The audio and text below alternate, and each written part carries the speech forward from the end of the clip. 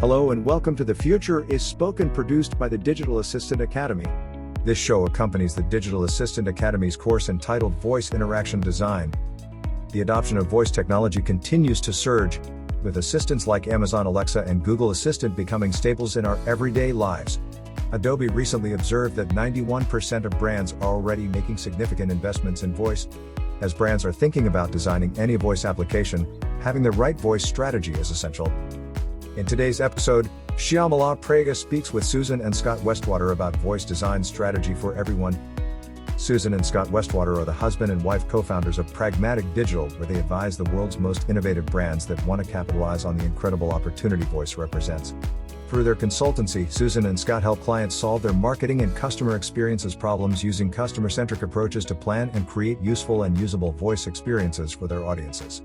They have presented and authored a number of talks, workshops, articles, and ebooks focused on the role voice technology plays in marketing and business strategy. Together, they authored the book Voice Strategy: Creating Useful and Usable Voice Experiences and are working on a second book titled Voice Marketing, which will be released in spring 2022. Susan and Scot are also co-founders of Voice Masters, an online education program designed to teach innovative business teams about voice and voice strategy, and ambassadors for the Open Voice Network and instructors for the Marketing AI Institute AI Academy. They both were recognized in VoiceBot's Top 68 Leaders in Voice 2020, and Scot was recently included in SoundHound's Top 40 Voice AI Influencers to follow on Twitter. Enjoy the show. Welcome to The Future is Spoken. I have a very special episode today where we are going to talk about voice strategy for everyone. And I have Susan and Scot Westwater with me from Pragmatic Digital. Welcome, Susan. Welcome, Scot. Thanks for having us. Absolutely. Thank you. Yeah, it's my pleasure. I'm so looking forward to this episode. Yeah. Why don't you tell us about yourself? Sure. Yeah. Definitely. I'll go first. We're both co-founders of Pragmatic Digital. I am the CEO. I come to voice via the content and UX perspective. So my experience actually started back in the trenches of strategy long before actually the web existed, and then moving and adding that in. So I've worked in regulated and unregulated industries with a variety of clients on the agency side, as well as on corporate. So I have this wonderful experience of being on that side of services, and then the other side of being in the enterprise organization and understanding how do you get that? How do you even navigate those waters versus just doing all the doer work? So we decided to create Pragmatic Digital because we saw a need in the space. We see the potential of voice from a perspective of inclusivity, accessibility, as well as just an incredible way to build a relationship with a brand and reduce friction to improve customer experience. So it just made a lot of sense to us at the time. And so we spent quite a bit of time entrenched in the voice space, learning all we could. And then here we are today. Yeah, and I come from the more traditional agency side. So I was an agency art director for many years, worked on TV commercials, print campaigns, a lot of branding and messaging. And then about 10 years ago, I pivoted into user experience. And so, early in my career, I was working on some of the first websites that ever existed, like Walgreens.com and HEB.com and things like that. And then also a lot of startups that didn't make it during the dot-com boom and bust. But so, throughout my career, I've seen this transition from the web, or from traditional to the web to mobile. And in 2017, I was doing a lot of listening to Gary Vaynerchuk, and he was talking a lot about this thing called voice and using Amazon Alexa to order products. And so I just, by nature of what I did some research into it, and I started seeing the same story and the numbers lining up exactly like I saw in the early days of the web and the early days of mobile. So I said to her, hey, this is a huge opportunity that I think we have in front of us, rather than, letting this pass us by and having, working for other people to take advantage of it. Let's start our own company and actually build something based on helping companies with their voice strategy. So that's really what we ended up doing. That's an amazing journey. I mean, two different varied backgrounds, and then, you are merging both the expertise, which are very critical for conversation design in general, right? Like content and UX, both are so important. And then creating something completely different, which is you focus on strategies more, right? Yeah. If I rightly mentioned. So, which is amazing. which is amazing. So yeah, and it's kind of funny. Like I was working on a lot of conversational interfaces without even knowing that they were conversational interfaces 5-6 years ago. So I worked on a project where we effectively recreated Google, and we were creating an question and answer engine. And so like that strategy and a lot of the work that we did there was foundational for what we do in conversation design now, which is amazing to think about. totally, yeah. This is interesting and very impressive for sure, right? And how is it working together, like being spouse? Do you see that has helped you because you have a better understanding, or do you see there are challenges? I think definitely what we've learned is like partnership is partnership. I will say too that being professionally and personally attached means that it is a little more no holds barred when we have a something we want to say, because it has to get said. So that helps with our situation, but it also keeps things from escalating. And so therefore it's usually just a good conversation if there is something that we don't see eye to eye on, and we don't always agree, which is really important. Is, we both have the freedom to say, yeah, you know what, we may have the same last name, but we don't have the same viewpoint. And so that's been really good. I will say we do have offices on different floors of the house, and we do have our time away from each other because it's important. But I think everyone's struggling with that right now in the pandemic. And I'm just grateful we moved to a house 2 years ago, as opposed to being in a small condo in the city of Chicago right now. Yeah. That's kind of interesting, and I like it. You're a good team. And congratulations, by the way, for making it into the voice influencers. Oh, Thank you. That was a nice feather in the cap for December. Well, and a huge surprise. I mean, we didn't know that we were even being considered until, I mean, literally we saw our name on the list. So yeah, that was a very nice surprise and a pretty big honor, quite honestly. So yeah, for sure. Definitely. That makes a lot of sense, right? Because you're working on this space, which is really interesting and evolving every day. So tell us about voice strategy. What does voice strategy mean at all? So the core of it is, and this is where our UX roots show, is the whole idea of voice strategy is we know that you can build the most amazing thing in the world and it can work beautifully. But if it's not the right thing, then it's for naught. And it's almost a waste, it's a waste of money. I mean, you'll learn something, but so our whole feeling is that if with the proper strategy, and we've seen this play out in other technologies, is by making sure that something is useful and usable. So it's actually helpful to the audience we intend, and then they actually can use it. Then by using that simple strategy and that simple thought process, we are able to then make sure that what we create has a better chance of success. And that way, then we can also roadmap out the ways to build the trust, especially with new technology. Like I always am telling clients, the good news is you're leading edge. You're taking advantage of something early so that there are tolerances. If things aren't perfect, this is a great time to work in voice.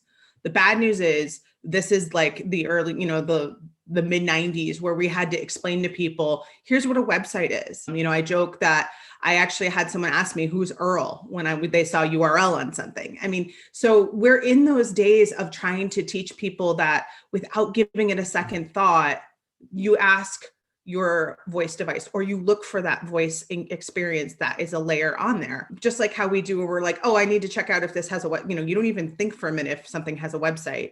You either Google it or you just type in the brand name. That's where we're looking at how do we make that work. And so there are pieces to that strategy of how are you going to roll this out?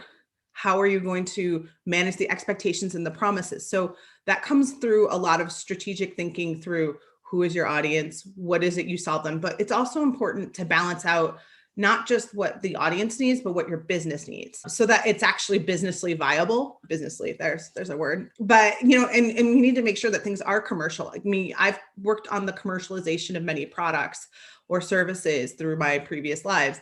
Not everything is something that should be, it's like, this is amazing, we can make so much money. And it's like, as you start to go through the commercialization process, you realize, okay, so only 5 people, 5 companies are really going to like this, and or need this. Wait a minute, this doesn't make sense, or the barriers can't be overcome. So those are important things you need to think about ahead of time, so that you're not going all the way down this road and then finding out at launch or even testing and, proof of concept, I've invested how many hundreds of thousands of dollars or how much. It's just the earlier we can be sure that we're hedging our bets, the better.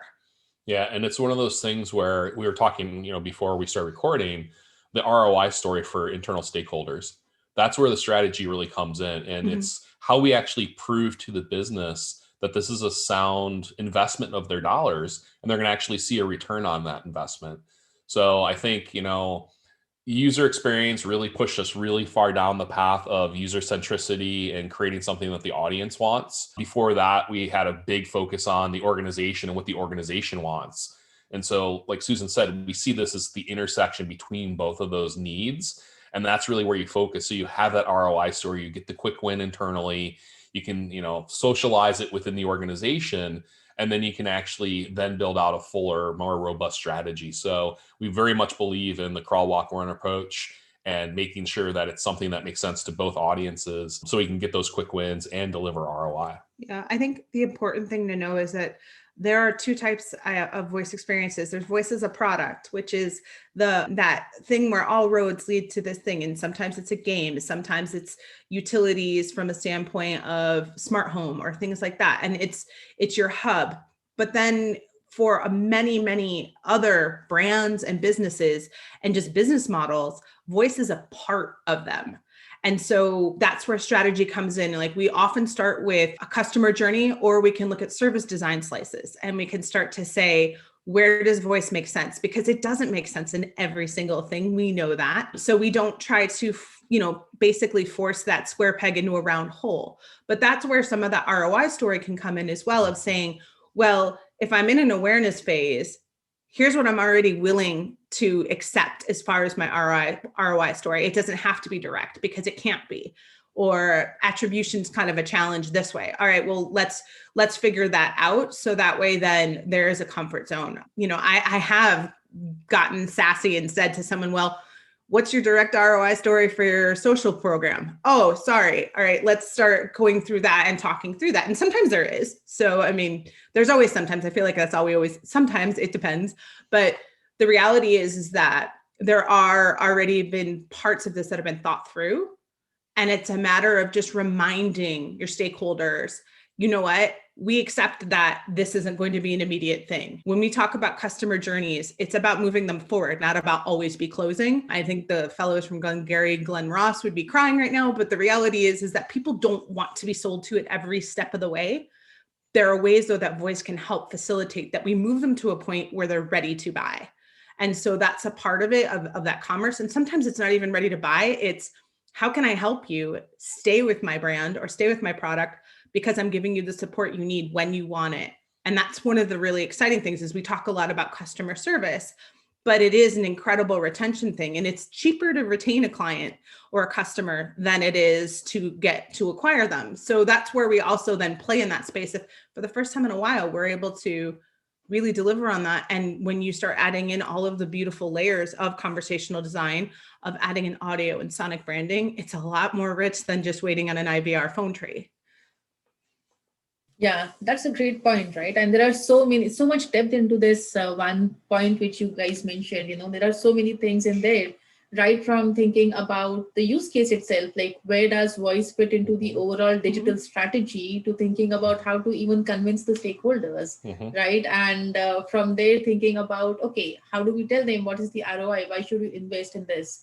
So how does this work out? Like, what would you say? Where does the voice fit into the strategy? Like when someone is thinking about starting a voice strategy for their company, how should they approach it?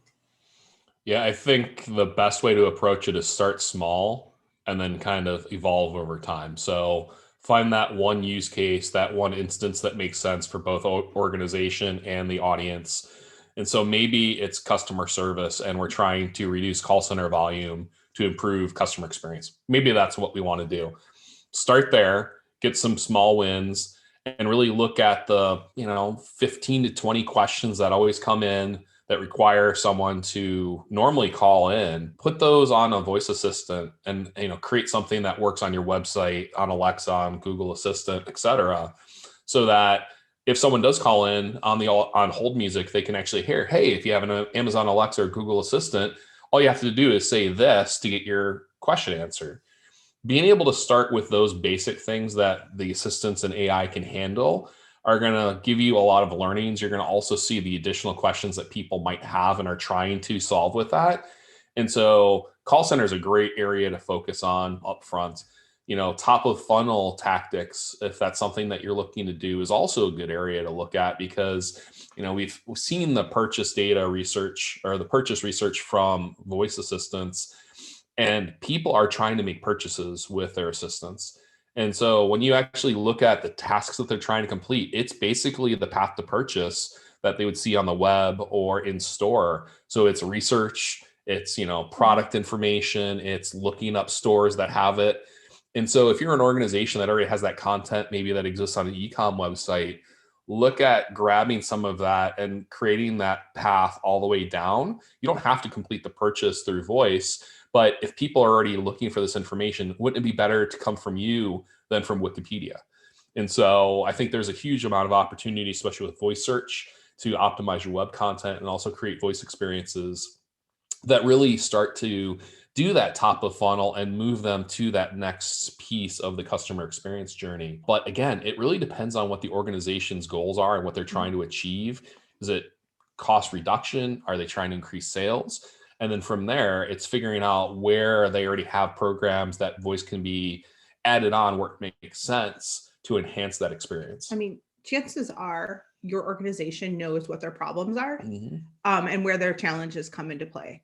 The big problem, and we've seen this, I've seen this, and Scott's seen this as well, is there's either a tendency to pick the one big home run problem and keep trying to solve it. And they either do solve it, but they keep solving it again, or they're not solving it at all. And so one of the things to do is look within. And that's where, again, the customer journey makes it approachable and bite-sized, because otherwise it's, we want more sales. Well, how's that going to happen? Well, there's a whole bunch of phases that happen before someone's willing to pull out, and sign checks.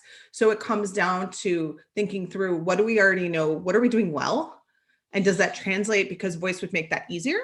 Or what are we not doing so well? And maybe voice can help, because that actually is the X factor that's been missing. And you can borrow because you need to. You want to be consistent. Like, voice is not a lug on. And that's kind of the thing that I've seen it bolted onto certain campaigns, and it doesn't make sense. I get the impatience though of, hey, I can track this because I just put it on here and slapped it on, and then you just click through here. And it's like, well, no, think about how you can integrate it. One of the campaigns that I've been excited to see this December has been like the iRoomba, and how they're finally starting to ranch that out. They've been developing that for a while. And that, again, is that crawl, walk, run of where for a while they have that and they offer that capability. Now that it's really solid, they are comfortable saying, hey, you know what? You can use your voice. You can do this remotely. And then they're integrating it into all of their marketing messages. And those are the ways that you're going to get your audiences to understand, oh, that's how I use that, or that's what I do with that. And we all know there's a 1,000 steps to that. But part of that starts with taking that first step in the journey of, okay, what is it that people want to be able to do? How can I make that easier? And how does that align then with what our business is about, or what it is we promise to do? And it's hard sometimes, because that means voice isn't the center of your universe, but it's a really important part of that universe that we need to enable, because that's where then the users will go. But right now we have to teach them to go there. Yeah, definitely. I like it, what you said, walk, crawl, run, right? It's like that. First, you have to make them feel like they have to feel comfortable with a specific service before they can start using the next level of it. Yeah. It's exactly like, unlocking a game, right? Yeah. You do something and then, it gets to the next level. And this is perfect when it comes to enterprise level things, like, look at the customer data and search for what kind of things would make sense for voice. Yeah. But how about things like automotive space, or something you're designing for home or elderly care, or things like that, where, it's completely different. It's more consumer driven, and we don't know where the opportunity lies. So I think that this, again, though, where you look and say, what are your use cases from a standpoint of what are the problems you're solving, or what are the things that you are trying to ultimately deliver? And then what is going to be your point of differentiation? I mean, it all comes down to, isn't it? Like, I can turn my lights on with one with one assistant versus another assistant. Well, why would I want one assistant over the other? Is it easier to schedule reminders? Is it easier for me to control remotely? Do I feel like I have a better connection, or do I like the interface a little bit better? It's thinking through all of those things that kind of, again, a user centricity of who exactly is that audience. The more you know about your audience, and it's not from I know they like to listen to Coldplay, and I know that they have a dog named Spot. It's more of I know that they're overtaxed because they're overwhelmed because they work 9 to 5. They're a parent, and then they also have that. It's understanding those particular psychographics and those pieces about them that then can help you dissect, where am I going to be able to make them sing? And if you can't figure that out, it's okay to talk to them and ask, and maybe not ask them, but get around to those ideas of the things that would make things easier. Because it is amazing how many times I've worked on something and the research tells me, just based off of what we've seen in behaviors of, hey, this is what they want. No, I actually just want to do this. Just let me do this. And it's like, oh, that's it. That'll make my life amazing if I can just schedule my appointment 3 weeks earlier. And if I can do it by just asking instead of having to look at my calendar, or can you link, like simple things like that. So it's kind of digging into that. How do you make life easier? And what are those things that are going to do? And that's the strategy behind it before you even start to say, these are my requirements. You start to, it's where those user stories come into play big time. Yeah, we really see voice as a great opportunity for organizations to truly understand their audience and their needs. And so I'm not gonna lie, we've kind of gotten lazy over the past 20 years on the web because, we have the data. We know what people do. We know best practices. But every time you talk to your audience, you learn something new. And so here's a huge opportunity because it's a new modality. We don't exactly know how people are going to use it. We have some ideas, but specifically within car, it's going to require it has a different set of challenges than in home. Obviously you're driving primarily, so the voice experience is secondary and you can't necessarily focus as heavily on it. So what does that do to the experience? And so by interviewing your audience and potentially doing ride-alongs and actually understanding how people are going to use these assistants while they're driving, that's really where those ideas to unlock the use cases are going to come from. And so again, it's a huge opportunity for us to really get a true idea of what people need to do with these assistants in the different situations, the types of tasks they're trying to complete, the information they're looking for. Are they trying to order fast food and do you need to interface with a McDonald's, for instance? Whatever, like I'm looking for the nearest gas station and making sure it's in front of you versus 10 miles behind you on the road. Those types of considerations are things we have to figure out. But what better way to do that than to actually talk to the people that'll be using your technology? And that's where crawl, walk, run comes into play really well, is it gives you the razor focus to say, we're going to do this, solve this X problem. Like to Scott's point, we're going to solve the fill up. How do I find a gas station? And I make sure like that I can get my onboard computer to tell me how much mileage they have. So I'm not telling them, oh yeah, here's our gas station. It's 50 miles out, but you only have enough gas to get 40. Like figuring out that part. But then what you're able to do is start to really say, here's what success is also going to look like. So it isn't sort of, we're going to make everyone happy. Well, that's not going to work. What are the things that we're going to do? And then you can start to add more to it of, next time they can ask if it also offers food service, or that there's also lodging near there, and starts to kind of build upon that. But people get comfortable because if you've been able to deliver on that one piece, then they start to trust it. And I think it's also, you get to find out like, what is someone comfortable asking their car assistant? And hearing Mercedes talk about some of the things that they're like, well, it's going to answer some questions about social issues. And I'm like, really? Someone's going to ask their car that, but someone clearly has, because that's what their data is guiding them towards. Well, that's a really interesting thing about then news and information. It's more than just telling me about my car and navigation. All right, how do I build this out? And those are insights you can only get from the data. So that iteration is really important. And that's one of the other exciting things about voice. After launch, your work's not done. And we stress that with our clients all the time of just because we launched it, it's not like a website and I can walk away. I mean, not that you should ever do that with a website, by the way, but the idea there is that then you're going to learn so much more and you're going to be able to go. And no matter how much testing you've done, you're able to, like, you almost build in that iteration of, we have our first launch and then we have the 2.0, because we're going to learn that much more. And it isn't that the first parts fail. It's just people, as they get comfortable, really start to push things, because it's amazing what one does when one doesn't know you're not supposed to be doing that. And so that helps you with your boundaries too, because boundaries are key, especially when you're dealing with reporting up. And I had a client who had a thing called the how come couch, when the CEO would literally have her come in every day and she was reporting up to the CMO, and it was, how come you invested this much money? How come our numbers are like this? And I used to always cringe for her, but her sharing that with me, again, helped me be a better client service person, because then I always knew that she was going to have to answer that question. And so that's kind of in the back of my head, always thinking of, it's not just about solving all of these client problems, but how do I arm and how do I help someone be able to answer when someone, 5 levels up looks at them and goes, well, how come you did that? It's, it's just your job on the line. No big deal. Like helping them be able to do that. And if I can explain that, then they can explain it. But that also means it's clear in everyone's head. Yeah, definitely. These are all so important points, right, for someone to consider when they are designing. And you mentioned multiple assistants when we were talking. That brings me to our next question. And nowadays, there are so many assistants out there. And of course, people have their own favorite, right? Yes. And the competition is a lot now, because there are, voice assistants everywhere in every appliance nowadays, and different brands. Everyone is trying to compete in this space. Now, in terms of, like for the user, it's just like, if I'm the user, I would have my own preference and I don't want to have 10 different, so how do you think, this playing out in future as we start thinking about, multiple assistants being in there? Do you think, coexistence strategies will come into play, or people have to start thinking about arbitration strategies in place? Or is it like, okay, you do your stuff, that's it, and just compete?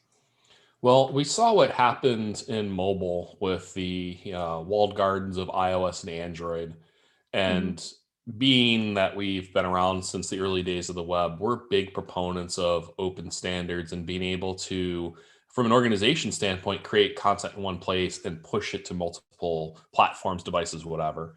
And so Susan and I are members or ambassadors actually for the Open Voice Network. We also lead the designer strategist group, but overall, the mission of the Open Voice Network is to create voice worthy of user trust, as you know. But what we're trying to do is create open standards that will enable enterprises to create content potentially in one place. Maybe it's in a headless CMS, content management system, so that then it can be pushed out to Alexa, to Google Assistant, to Bixby, to the website, to a mobile application, whatever the case might be.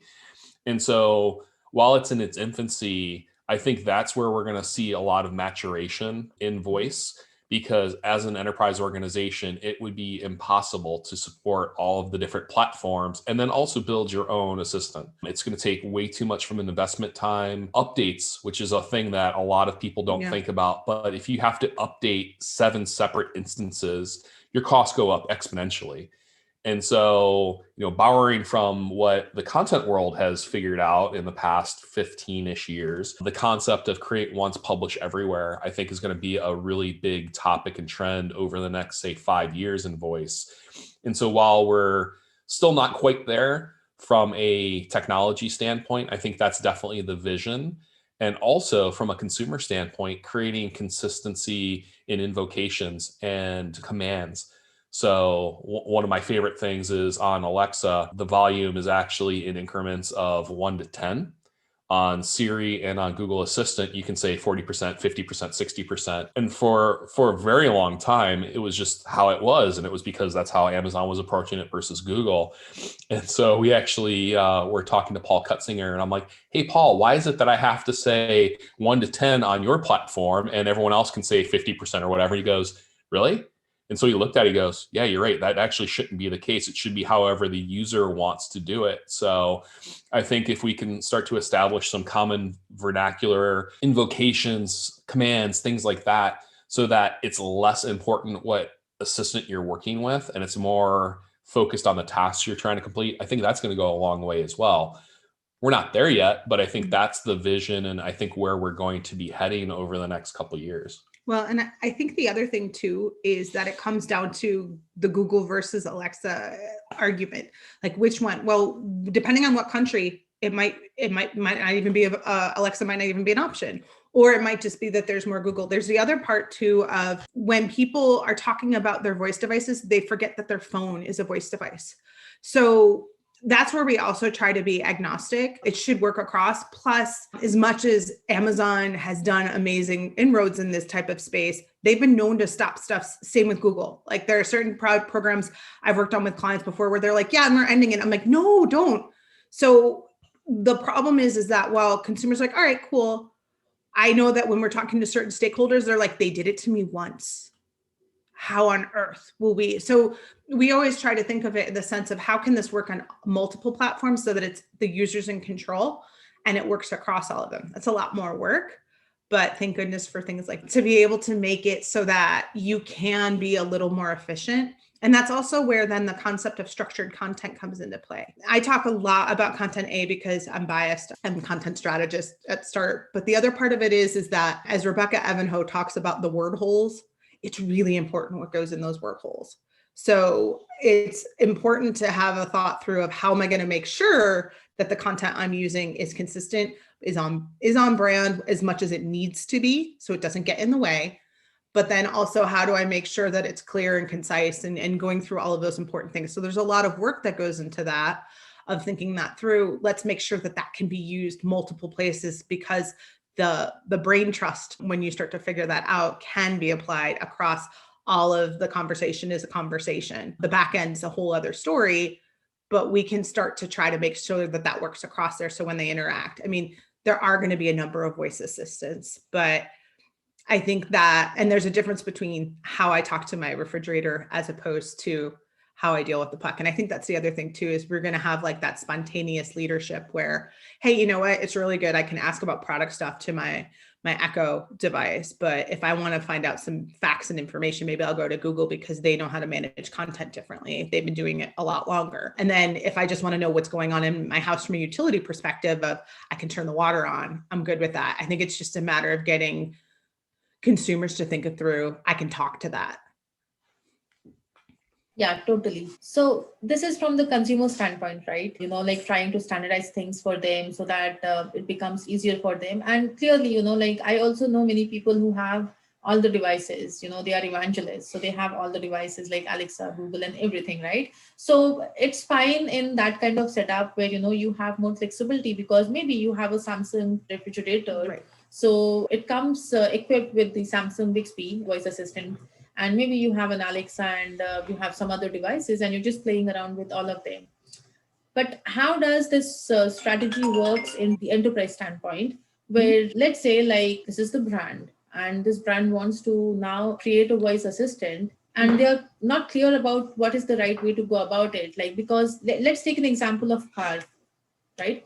We have so many competition right now because Alexa is trying to get into the automotive space and Google is also trying to get into it. Then we also have, CarPlay and Android Auto, and Siri and Google is already available through that.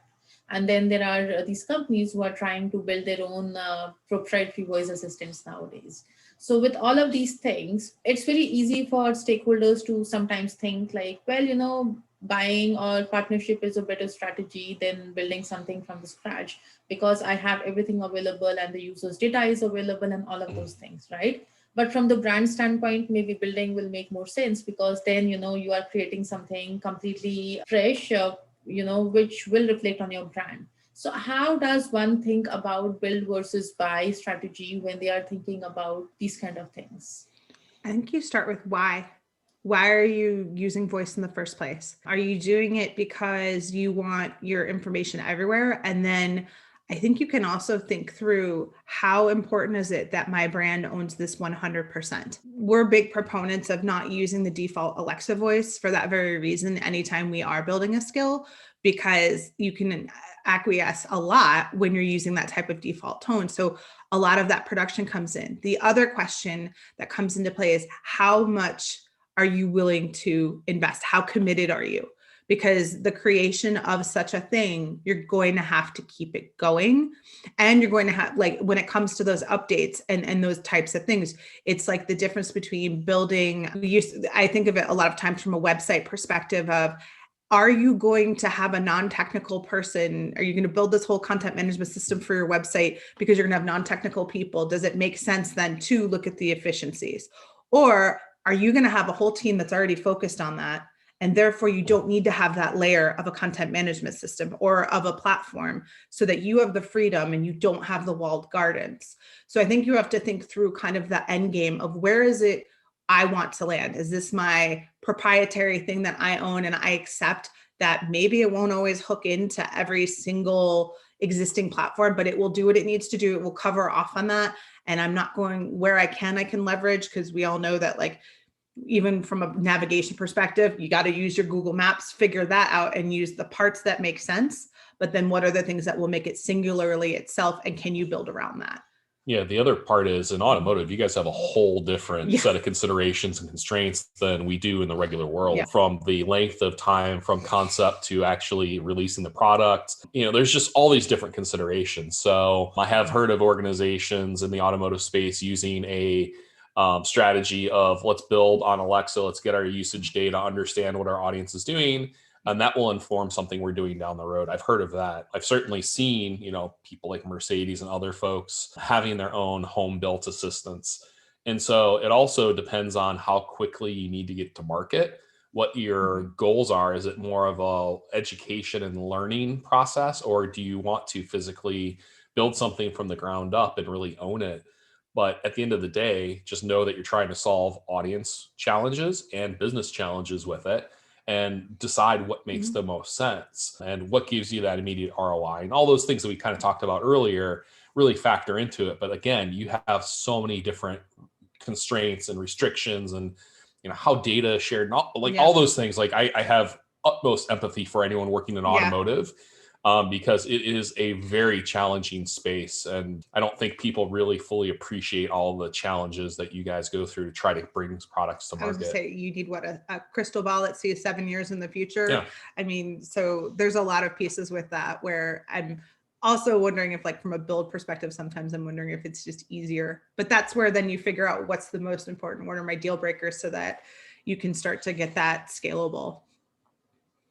Yeah, totally. These are also great points. And the special challenge with automotive is not just the architecture, not the, the go-to-market strategy itself, or, all of these things, but one of the other challenges is the architecture itself and the connectivity, right? Like, do we have the connectivity or not? So if we don't have, what is our OTA strategy, over the air updates, right? And all of those things. So it kind of gets complicated, but definitely I love working in this space for sure. But then when it comes to automotive, they have a different mindset, right? They think about car first. Technology is, add-on benefit for them, versus when it comes to any consumer side products, for them, it is different, because they are completely embedding into the technology. So that mindset change, I feel, is again a very, big thing, and it's very difficult. Especially it may be difficult in other situations as well, to buy in, like you were mentioning earlier, right? To get that buy-in from the senior leadership. But that becomes more complicated in an automotive scenario, because now, our vision is an automobile, like, which takes me from point A to B, and has 10 or 15, cool features in there. That's how, they think about it. And that is where many companies actually start thinking about, well, you know what, let's build something, through partnership rather than from the scratch, kind of thing. But if, let's suppose, the data suggests that, building your own would make more sense, because we know voice assistant, like I always keep saying, voice assistant is like your employee of the company, It's your first interaction with the brand. And who do you want to give that benefit to? Do you want to 100%. Give the benefit to Alexa, Google Assistant, or your own assistant, right? Yeah. And when it comes to stakeholder, or convincing the stakeholder in a complex environment like automotive, right? How do we even approach that? I think, well, where we used to always start is we start with some of the data numbers of showing exactly, here's what usage is, here's what we know how people are using things, and going from there. And then we then also look at kind of like hitting the analysis side, and then also the emotional side. So you start talking about the branding and covering of do you want to be able to own this or do you want to be able to cover off on that?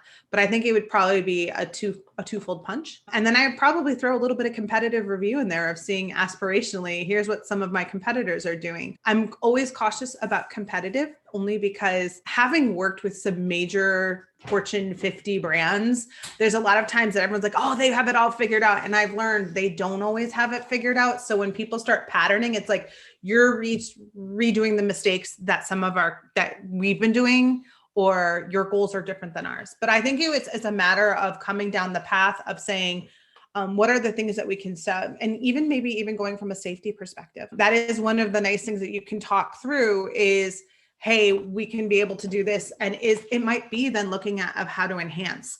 I think one of the stories that comes with voice that's sometimes hard is our goal of voice isn't always to replace, it's to enhance and to add another way. And again, I think in automotive, there are some ways that you can make that things are easier, but also safer, because I remember the first time that we traded in my 10-year-old Civic for our first our Acura RDX, and looking at the screen and the guy at the dealership being like, okay, so there's a lot of screens now. You should just try working on the radio. Otherwise the distractions, you're going to drive into things. And I laughed to myself, but I remember being like, this is a lot more input. Looking at some other vehicles now, it is figuring out how do you balance that crux? Because like you said, there's can only so much that can fit in there. So it's prioritizing that of what are those things. And I think, again, it's also looking at your customer service and being like, everyone's complaining about this, or everyone wants this. I have a way to solve this in an easier way, hopefully easier. But here are some ways that we can enhance and improve that, or we can deal with that SAT score, or we can help go after that JD Power and associate piece. Sometimes you do have to go for the intangibles. Again, that's where that ROI story comes through. We have some clients who are really excited about when we can improve an NPS, the Net Promoter Score, and improve customer satisfaction, because in their particular situation, they've made their decision and then going from there. And I think that's the other angle you might even be able to look at. This is me talking off the top of my head, not having research, but it might not be about a purchase consideration that deep. It's about making someone so happy that they are return purchasers. Because I mean, once you buy your car, I think it's what, 2 to 4 years. I mean, we're atypical. We have a tendency to just hold on to them forever. But it is kind of going through and saying, how do I get them to consider that they'll purchase it again and stay within the brand family? So I think that that's another thing too, of those might be some ways to come at it from a stakeholder perspective. It's a long game, but everything we can do to help with that always, does help towards that idea of, I'm thinking about business. I'm not just thinking about really cool innovation or shiny disco balls. And I know that that's helped me a lot at the boardroom level of explaining like, no, and this is how I've thought about how that can fit. And even though it's not perfect, it gets you at least be able to get the conversation going. Yeah, definitely. These are very, very important, points which you are talking about. And I feel, something to consider right from the big thing when someone is thinking about approaching the voice, like how do you even go about it, right? Now, there's another part which you mentioned, which was like your app is ready and now you have to constantly keep updating it because your job is not done. It's not a website. In fact, we do update the websites too, right? Yeah, constantly. Maybe, yeah, that's true. But then now there's another big thing. So, and this happens often, right? If you are designing your skill or an action for Google, that's a whole new problem to solve for, because, their discoverability is a complex problem to solve.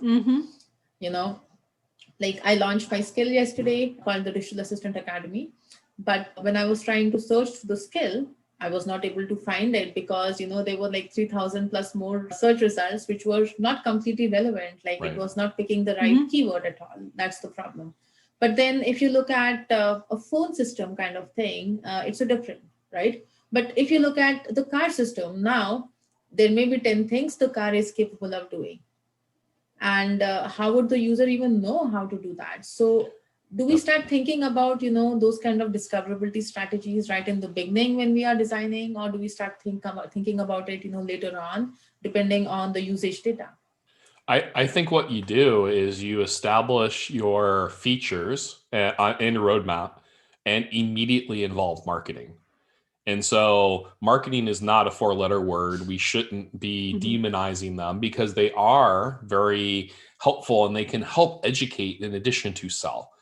And so what we're big proponents of is using all of your channels to make sure that people actually know what your product does and how they can engage with it. So it could be email, it could be social, it could be TV, depending on what organization and what you have at your disposal. There could also be a PR component to it, but it's here's what it does. All right, marketers, how can we make sure that our audience understands that, the new car assistant does X, Y, and Z? So there could be some onboarding built into the experience, but in addition to that, they're probably entered into a database when they make a purchase. They're probably getting emails already. Could you go through and create a couple of videos talking about the different features? Could you go through and have emails with a tip of the day that actually drips out the different features? And so it's very much like the early days of mobile, where we had explainer videos and landing pages and things like that to explain what the app does, and then ultimately driving them to download the app. The same strategies apply here, but I think what we do in voice is we kind of fall into the how do we solve it with voice? And the way we solve it is actually using all the other things that we have at our disposal that are already getting in front of the consumer's eyeballs so that we have the best chance of educating. So like I said, I think the big part is once you start to figure out what those features are, bring in the marketing team, bring in the comms team, have them help you craft that story and the messaging so that when you do launch, you have a launch plan, you have a sustained plan so that people actually over time get comfortable with the technology. And really at the end of the day, that's why we do the crawl, walk, run thing. It's start small, get them used to it, get them using it, and then add some other stuff.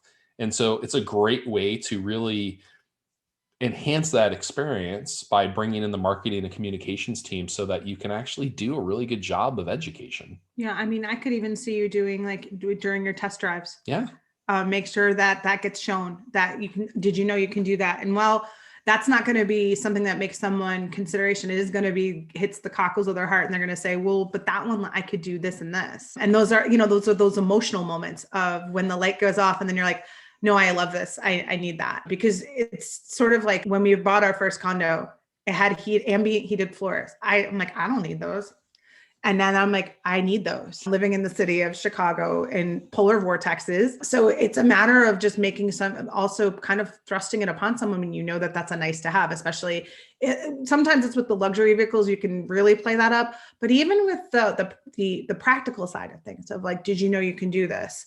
And just letting them know. But again, it's all hands on deck. Like, I don't even like to call it a discovery problem. I like to call it an awareness problem, because discovery is a little too Lewis and Clark for me, hoping that someone finds them in the jungle. No, I want to be able to, I can drive awareness. I can drive my traffic. So I'm a control freak that way too, but it's being able to kind of go through and say, here's all the things you can do, put it in can you also like in the sheet of your quick start manual that, let's be honest, most people don't look at the big manual. They look at that quick start of what the heck.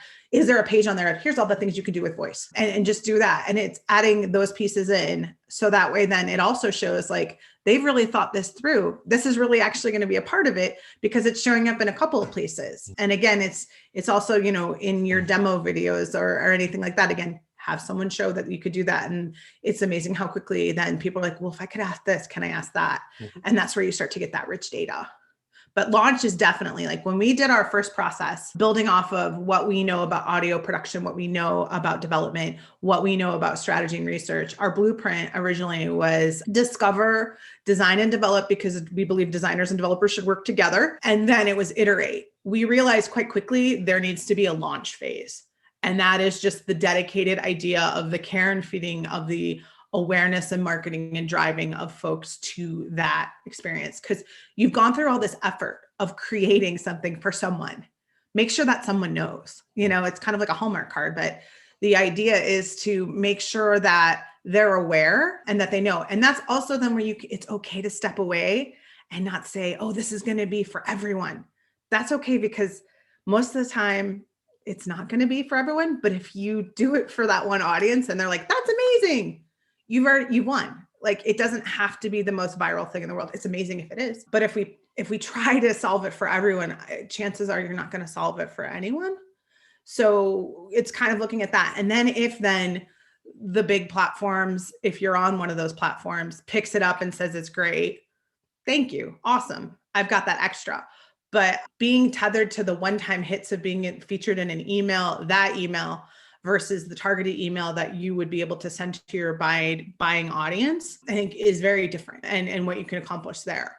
So I think that's also where it's important to use, where you can use that targeting that you already have. So see, automotive is a different space, right? But then now think about voice in hotel, hospitals, or drive-thrus, right? Even they are everywhere and is picking up. In those kind of scenarios, I'm just driving through and trying to get some burger or something, right? I don't know what all they can do. Now, how do you fit in discoverability or, to your point, awareness there? Mm-hmm. I think a lot of that discovery would be driven on the retailer side or on the hospital side. So I don't think the onus is always going to be on in this case, automotive manufacturer to educate, their audience on all the things they can do. I think it's really going to be up to, again, say McDonald's has a virtual drive-through with an AI assistant. It's really on them to, help educate their audience. And if their audience happens to overlap with your audience, they're going to actually know that if I'm in this kind of a car or I have this kind of an assistant, I can actually pre-order ahead of time and just do curbside, or I could go through the drive-through and just order like normal, but I'm talking to a virtual assistant. A hospital, that's going to be very different depending on who's using it. If it's a patient, is it a nurse? Is it a physician? What type of tasks do we want them to be able to do? There's certainly been pilots using Alexa in the hospital room, bedside, and actually being able to make requests of nursing staff, let's say. So a lot of the hospital use cases that I've seen are very specific test cases, and they've seen a lot of success actually. And so again, much like the call center idea, what are some basic things that you can offload to a virtual assistant, have those requests handled so someone doesn't have to hit a button, call a nurse to change a channel, let's say. Whatever the things are, what can we do to actually enhance the man and woman power that exists within an organization and give them more time to focus on the more difficult things they have to? But again, it's very, very specific to what they're trying to achieve. Is it trying to improve the patient experience? Is it trying to make it easier for physicians to do their clinical notes and enter it into the electronic medical records?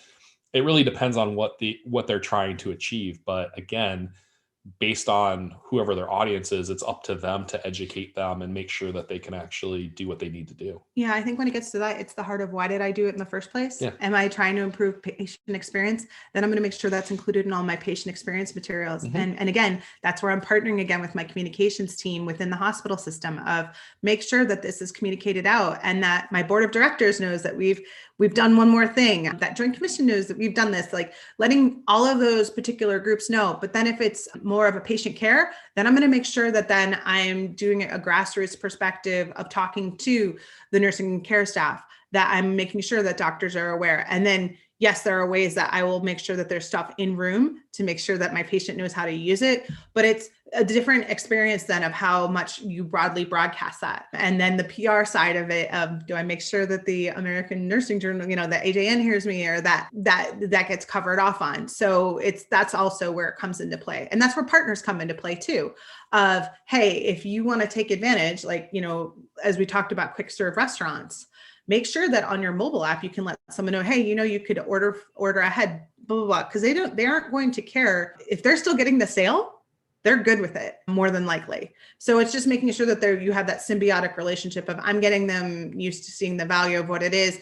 Oh, and by the way, there's a way that I can work with my partner restaurant to be able to help with that. So it's just important to put that through. And that's where also mobile comes into play. Are they voice enabling an app that way? Then that's fine. And then talking through how does that work?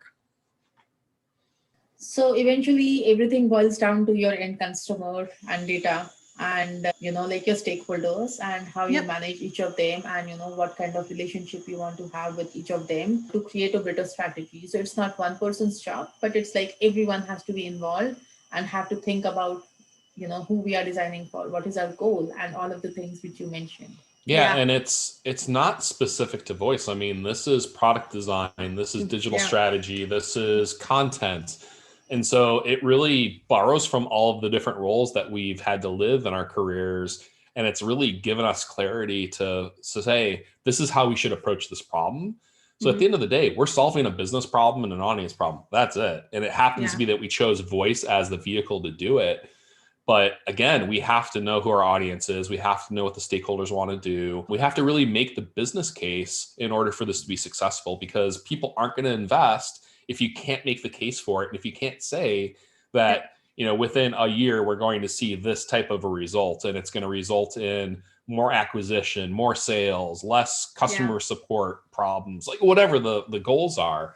Like if you just say it's really cool and we should do it, no one's going to invest in it. And so those are, some business basics that I think we all need to keep in mind as we start to come up with our strategies and our approaches in voice, because we can't just sell the technology. It's not going to sell itself. So definitely.